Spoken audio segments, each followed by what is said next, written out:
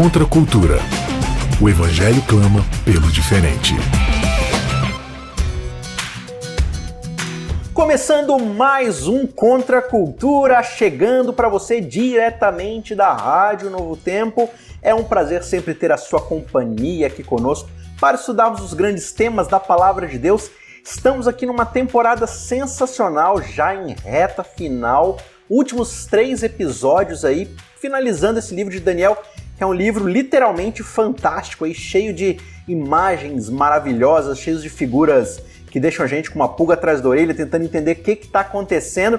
E a gente está aí nessa jornada acompanhando a história de Daniel, já passamos aí sobre o período mais narrativo da sua vida, né? Mostrando todos os eventos ali de Babilônia e da Medo e Pérsia.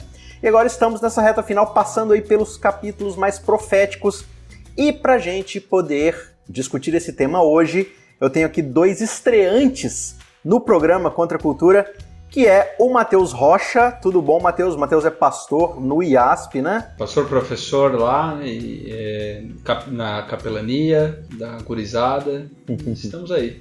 Você faz mestrado, Matheus? Você estuda? Você está se preparando aí? Isso, eu formado em teologia pelo NASP, em Engenheiro Coelho. Depois de me formar em teologia no NASP, fui para a Universidade Metodista de São Paulo, a UMESP, onde fiz minha especialização em profetismo e apocalíptica, qual encerrando agora nas próximas semanas, apresentando, e também no programa do mestrado agora da Metodista, Ciência da Religião. Muito bom. Então alguém aí que está se preparando e vem a calhar bastante esse tema, né, da literatura apocalíptica e tal, é algo que Daniel aí faz muito uso, está repleto, é uma das bases aí da literatura apocalíptica, então eu tenho certeza que vai agregar bastante. E também fazendo sua estreia conosco diretamente do Rio de Janeiro, puxando um S aí, Davi Boechat. Tudo bom, Davi? Obrigado pela oportunidade, Isaac, tudo bem? Prazer estar aqui com você. O prazer é todo nosso, faz tempo aí que a gente está tentando marcar essa participação, que bom que finalmente deu certo. O Davi é um cara aí estudioso também, sensacional, ele tem parceria aí com outro Davi, né? E eles juntos, eles fazem aí o blog Reação Adventista. Fala um pouco pra gente aí sobre o projeto, Davi, já convido o pessoal aí para acessar. O reaçãoadventista.com surgiu há aproximadamente 4 anos. A gente sentia a necessidade de apresentar um conteúdo teológico na área de apologética, a princípio, especialmente para jovens universitários. A gente entendeu que tinha um chamado para isso, então eu, o Davi Caldas e outros amigos de várias partes do Brasil começamos esse projeto através da página no Facebook, que você pode seguir, e do site, trazendo informação teológica e tornando esse conteúdo acessível para as pessoas. Esse foi o nosso propósito. Desde então a gente já postou ali algumas centenas de artigos, alguns originais, outras traduções, e Deus tem abençoado bastante nosso trabalho nesse sentido. Acessa lá que vai ser bem bacana, tenho certeza que vai agregar muito na sua vida também. Por falar em acesso às redes sociais, você pode conferir aí todo o conteúdo pregresso do Contra a Cultura, todos os episódios anteriores, assistir e ouvir inclusive essa temporada atual, os primeiros episódios aí sobre o livro de Daniel. Acesse lá youtube.com/cristãos cansados, você pode olhar por essa temporada que se chama Longe de Casa, você vai acompanhar todos os episódios, se você ainda não ouviu, acessa lá, você pode acessar também pelo podcast, por qualquer que seja aí o aplicativo que você estiver utilizando no seu celular, é só procurar lá por Contra a Cultura. Beleza? Vamos então pro episódio de hoje que se chama De Jejum no Meio da Guerra, episódio de número 201 do seu Contra a Cultura, começando agora. A gente pode começar então situando aqui no capítulo 10 da narrativa, que diz o seguinte: no 3º ano de Ciro, rei da Pérsia, uma palavra foi revelada a Daniel, cujo nome é Beltesazar. A palavra era verdadeira e envolvia grande conflito. Ele entendeu a palavra e teve entendimento da visão. É interessante que a partir dos capítulos 7 em diante, que já começam a falar da parte profética, Daniel sempre tem muita dificuldade de interpretar os sonhos, as visões, e aqui ele já começa dizendo que ele compreende. Só que ao mesmo tempo, o verso 2 diz: naqueles dias eu, Daniel, fiquei de luto por 3 semanas.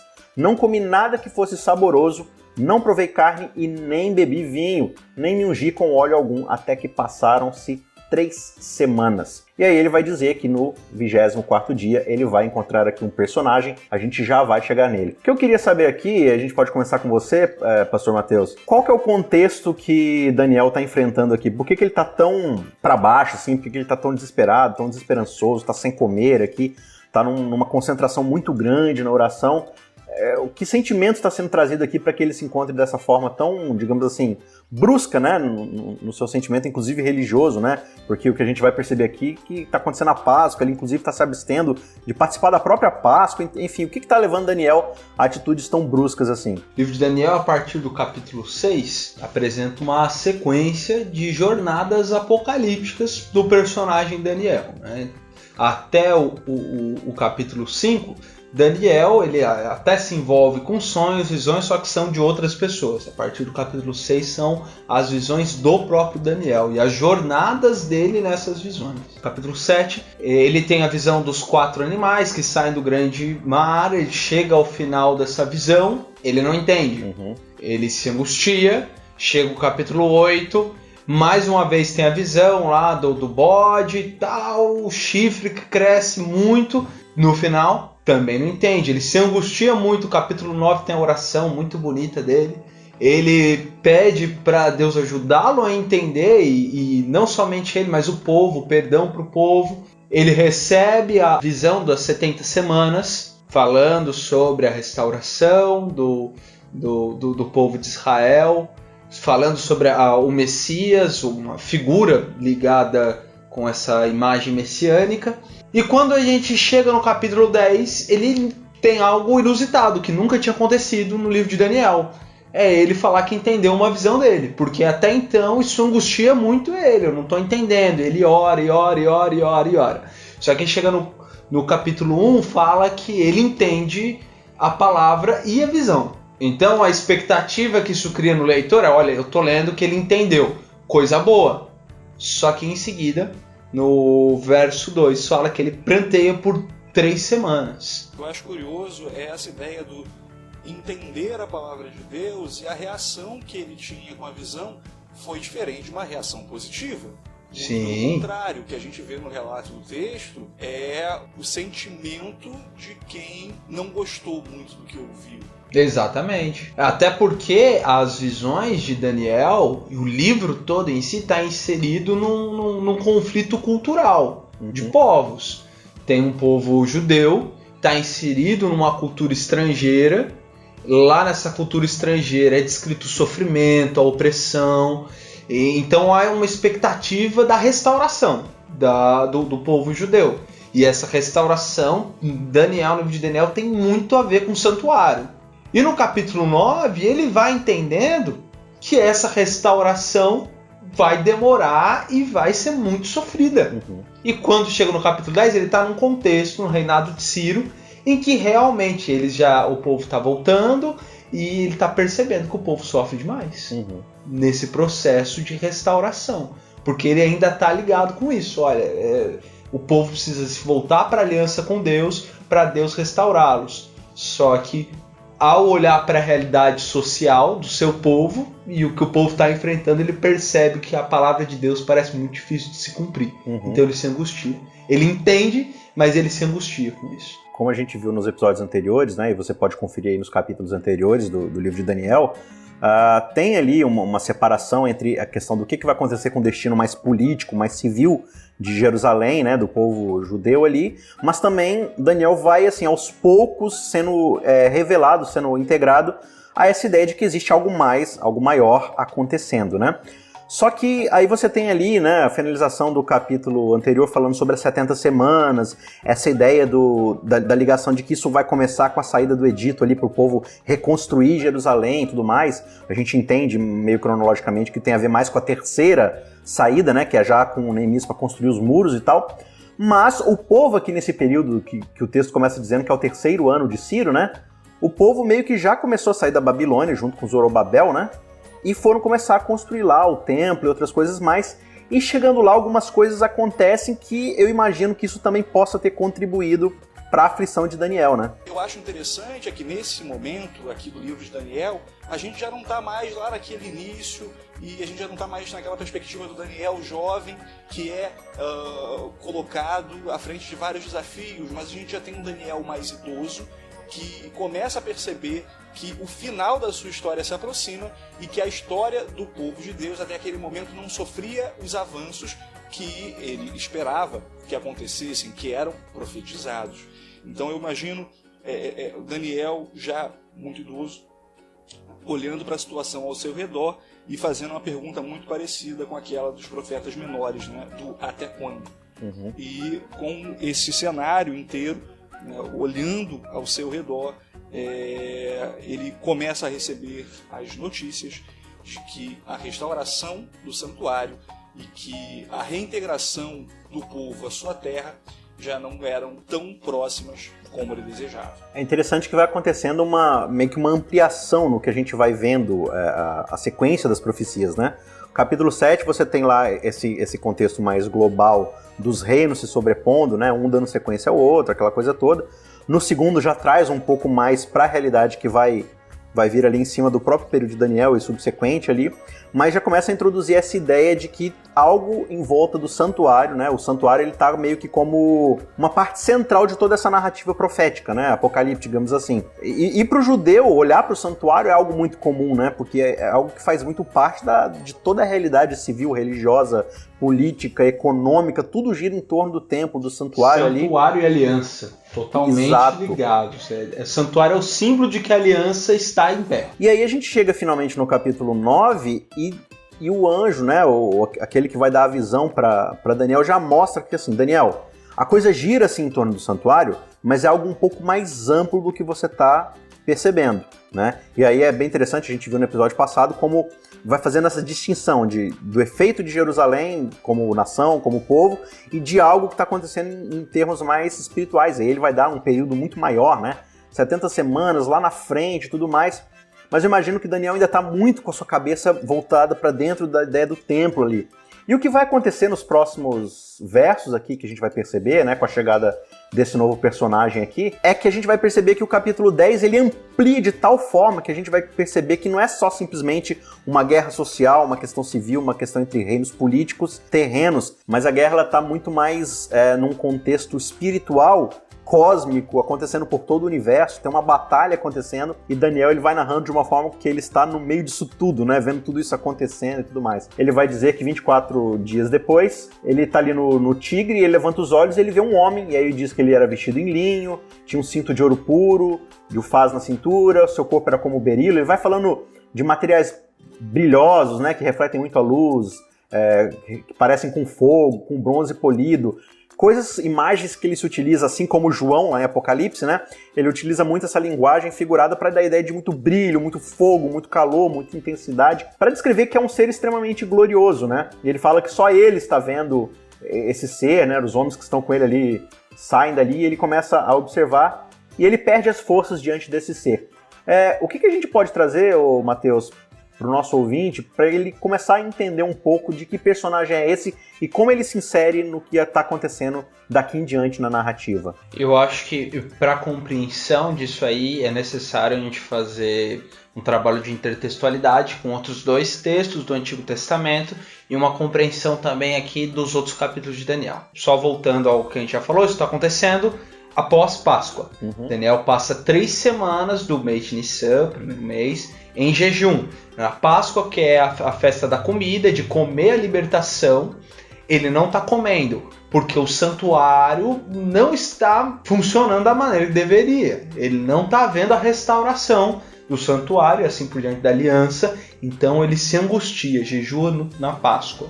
E pós-Páscoa, ele está num rio e aparece um ser extraordinário para ele.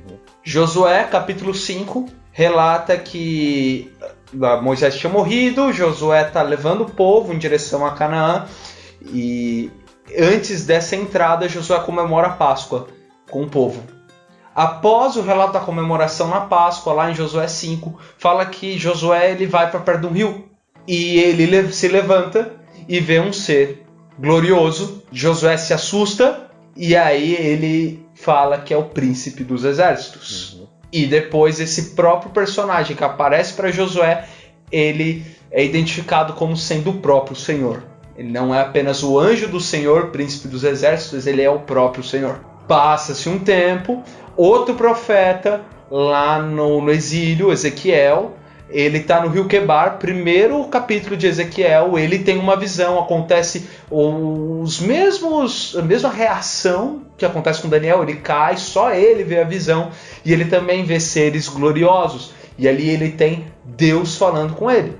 Em todas as outras visões, 7, 8 e 9, nós temos o clímax das narrativas apocalípticas com a aparição de personagens que são ligados à divindade e que como que resolvem a trama maligna que está acontecendo ali, né? No capítulo 7 tem o Ancião de Dias e o Filho do Homem. No 9 tem o Ungido, né? E aqui no 10 tem a aparição de um ser glorioso. É interessante você perceber essa construção que o livro de Daniel faz, tanto da imagética lá de Josué, do Antigo Testamento, como também como ele está construindo essa figura salvífica, essa figura de libertação, a figura que vem para resolver o conflito ao longo das suas visões, né? Algo que eu acho digno de nota é o contexto em que isso se dá. Daniel estava acompanhado,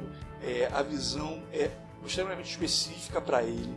Eu imagino um Daniel castigado pela angústia que ele estava sentindo por uma realidade que era factual, que era histórica, era daquele momento. O povo dele estava enfrentando dificuldades durante uma profecia que estava sendo cumprida.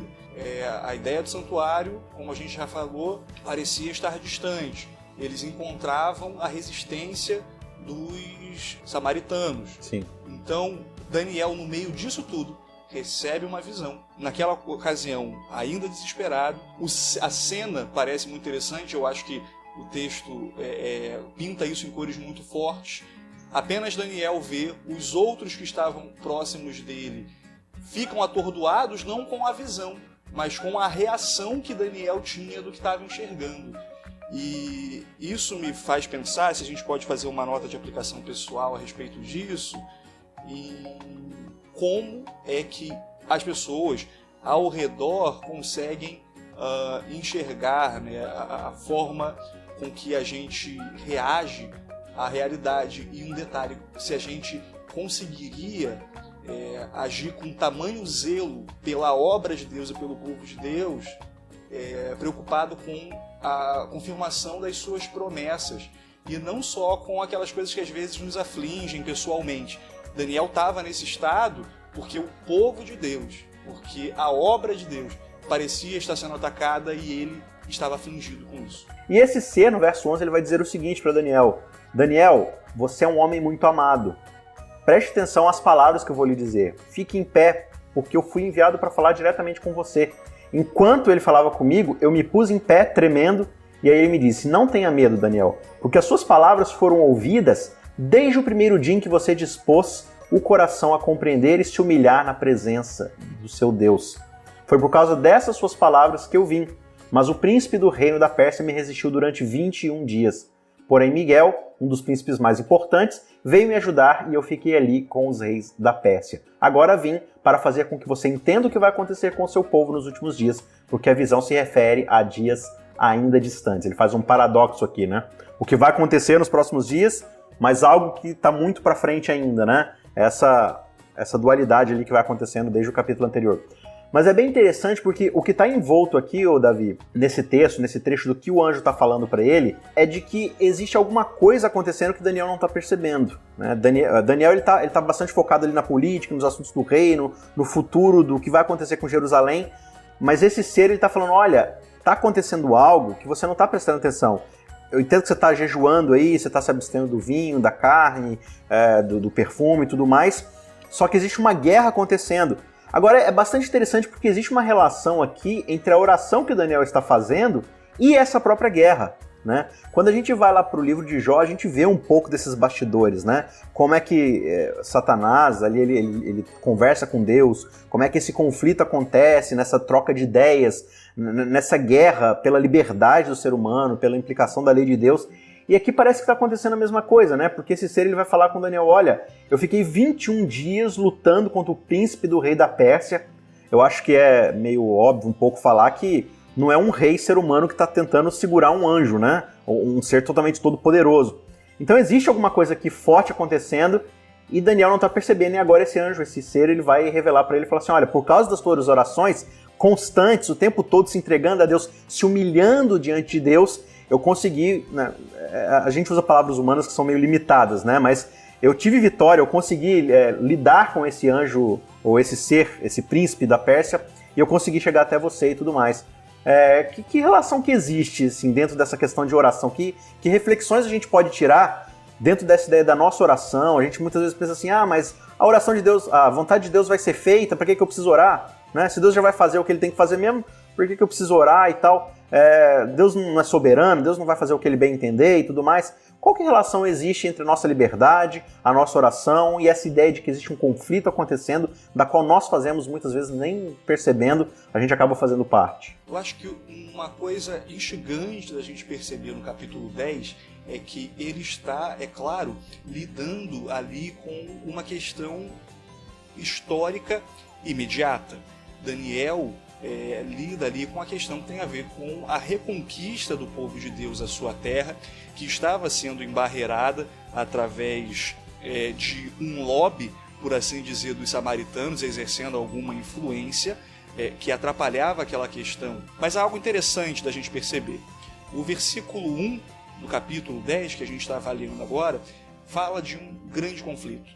Esse grande conflito não era apenas algo imediato e histórico, ainda que sim fosse muito importante, afinal nós estamos falando do povo de Deus, mas isso envolvia uma parcela muito maior, e como nós dissemos no último verso que lemos, de dias muito distantes. De alguma maneira, a oração de Daniel não lidava apenas com aquele momento histórico, mas tinha a ver com toda a história. É claro que Daniel aqui está cumprindo um papel profético, é um livro apocalíptico da Bíblia, mas de alguma maneira a gente consegue perceber que e as nossas histórias pessoais, não só as histórias do povo de Deus, têm a ver, e elas têm a ver com um grande conflito. Então, da mesma maneira que o povo de Israel estava sendo imediatamente atacado, e aquela visão tinha a ver com aspectos imediatos que Daniel sofria e conseguia perceber muito de perto, as nossas histórias pessoais também têm ataques pessoais muito próximos e que a gente sente muito perto. Mas, muito mais do que isso, as nossas histórias pessoais, assim como a história do povo de Deus, estão interligadas num grandíssimo conflito em que, de alguma maneira, o santuário, não aquele do povo de Israel, mas o santuário onde Deus continua agindo a nosso favor, continua sendo Deus presente, nossas histórias estão interligadas nesse contexto cósmico. Mateus, para a gente finalizar então, é bem curioso que assim, quando a gente estuda mais a fundo a ideia do santuário, desde os seus primórdios celestes, digamos assim, essa é a realidade da morada de Deus, né? A Bíblia vai colocar o santuário como o trono onde Deus senta para julgar, para reger o universo, é onde ele faz sua lei, é onde ele diz o que é melhor para todo o universo, onde ele orquestra tudo de forma perfeita, né?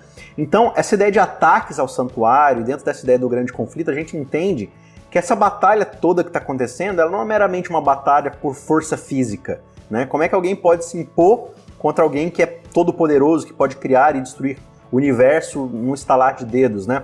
Mas é uma ideia de liberdade de pensamento, de liberdade de escolhas e tudo mais, que a gente percebe, pelo menos dentro do relato bíblico, desde o Éden, né? O ser humano não é criado obrigado a fazer alguma coisa, tem essa liberdade, inclusive para desobedecer. E o contexto de Daniel aqui está colocando muito essa ideia do santuário e essa batalha sobre o santuário, um santuário que precisa ser purificado, e ao mesmo tempo a gente tem aqui essa ideia do grande conflito acontecendo, na qual a oração de Daniel gera condições onde essa batalha está sendo travada e para um lado ou para um outro. Então, como é que essa ideia do santuário está ligado ao nosso poder de escolha, às nossas liberdades individuais e a essa verdade, essa ideia de que Deus está travando uma batalha, um lance de ideia da sua lei, da sua vontade contra Satanás, fazendo acusações, como a gente vê, por exemplo, lá em Jó, né? No Antigo Oriente Médio, os deuses dos povos, enfins, eles tinham suas moradas, né? E dessas moradas, dos seus tronos, eles regiam seus povos. Só que aí a religião israelita, a religião dos profetas, ela é um grande marco, porque fala de um só Deus, e esse Deus tem um santuário não no sentido que a gente acaba interpretando hoje, por toda uma tradição cultural de santuário relacionado à igreja. Santuário aqui quer dizer trono, juízo divino. E esse santuário, para o povo de Israel, ele é colocado na vida do israelita como o lugar de refúgio dele também. O santuário, ele não é apenas o lugar que um Deus que mora lá e eu preciso sacrificar meu filho, fazer coisas para buscar o agrado dele. É um Deus que do santuário dele me escuta, porque esse Deus não só está no santuário dele, mas ele habita no meio do povo, e a aliança com o povo de Israel é isso.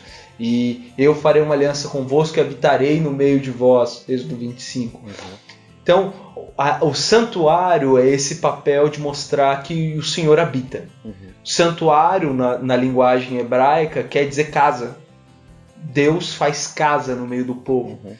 Eu tenho a noção de que existe um Deus no seu santuário, mas que também faz santuário no meio nosso, é a noção de que esse Deus, ele transcende espaço, ele está entre nós. É muito bonita essa ideia, né? E o capítulo termina justamente com essa imagem ativa de um Miguel, de um ser todo-poderoso, e a gente é levado a entender que esse ser é aquele mesmo ser da fornalha, como o Mateus já explicou, é aquele ser que aparece para Josué, é aquele ser que lá na frente vai aparecer para João, né? É esse ser todo-poderoso que é o próprio Deus, que no caso ali na pessoa do próprio Cristo, né? Travando essa batalha a um nível pessoal.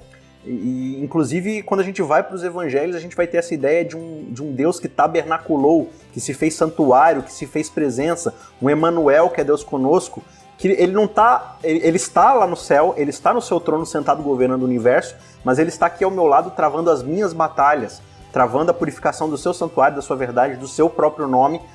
E por causa disso a gente pode confiar em alguém que não é simplesmente, né, um ser agnóstico, um ser que existe lá, mas eu não sei muito bem como ele dá. Ele está aqui, ele é Miguel, ele está participando da minha vida, e mesmo que às vezes a gente não perceba o que está acontecendo ao nosso lado, a gente pode contar com esse Deus Todo-Poderoso, né? A visão de uma pedra que derruba os reinos, a visão de um Miguel que luta contra os príncipes dessas potestades desse lugar, a visão de um Deus Todo-Poderoso que vai trazer a terra, vai trazer a história ao seu curso propício e vai restaurar a verdade, vai restaurar o bem acima de todas as coisas, né? E que a visão desse Deus Todo-Poderoso que está atuando na história nos ajude a termos fé e esperança nessa missão, que muitas vezes a gente esmorece, né? A gente fala assim, mas a coisa não está desenvolvendo como eu gostaria.